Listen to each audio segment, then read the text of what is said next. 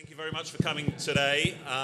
My name is Paul Smith. I'm the President and CEO of CFA Institute, and I'm absolutely delighted to be here today, tonight, to be part of your celebration. People sometimes forget that the Institute, the CFA Institute, is actually the child of its societies. This is your 80th anniversary. You predate the Institute by a number of years. The Institute was actually formed by 5 societies, one of which was CFA Society New York, in 1947. So we are your baby, not the other way round. And at the Institute, I know over the years that hasn't always been obvious, but I can assure you that under my leadership, what we have been trying to do is to figure out how we can work through our societies rather than round them.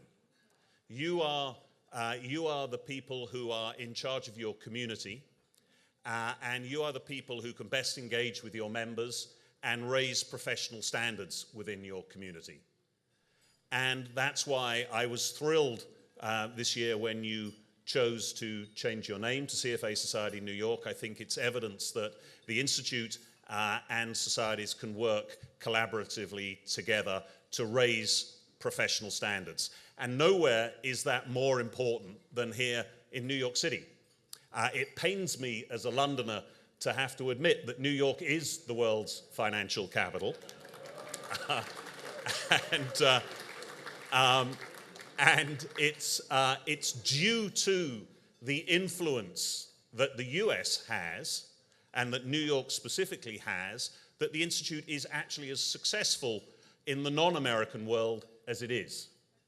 Your leadership here in your community draws young people from all over the world to our great institution to try to become charter holders, to try to raise professional standards in their community, because they cue off the lead that you give them. So I think that's very important. It's something that you should be proud of.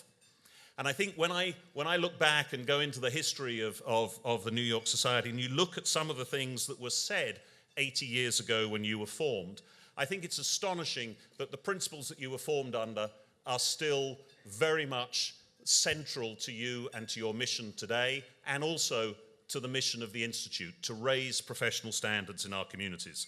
So some of those things were to establish and maintain high standards of ethics, to improve technical skills, to provide a venue for information exchange, and to promote understanding in the broader community of what the CFA stands for.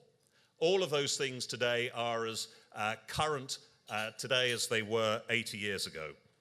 So that mission is very important, and my desire is to try to support you better in that through the resources that the Institute has. We should also always be standing behind the curtain trying to figure out how we can empower CFA society more. And I think the other thing why that is important to say, why is that important to say? It's because most innovation actually comes from you. It doesn't come from the bureaucratic center. It comes from the volunteering spirit that CFA Society New York has always shown, and you should be very proud of a number of firsts that CFA Society New York has launched over the years. For instance, you were the first people to develop a professional code of ethics and to enforce that code. You started the Financial Analyst Journal, something that perhaps many people in the room rather regret that you did, but you did. And it's still going to this day.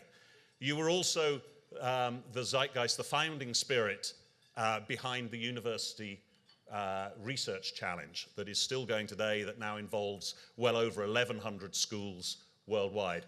And you're still doing it. Tom Brigandi and the Asset Owner Series, you should be very proud of what's happening there.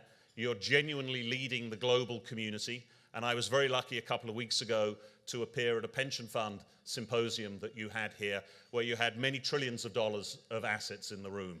So you're still innovating. You're still leading the way 80 years later. So please keep those ideas flowing. Please let me and my colleagues at the Institute know how we can support you better. Continue to be the acknowledged leader in your community of raising standards within our profession. So many congratulations on your 80th birthday. Enjoy a very well-deserved celebration this evening. Thank you.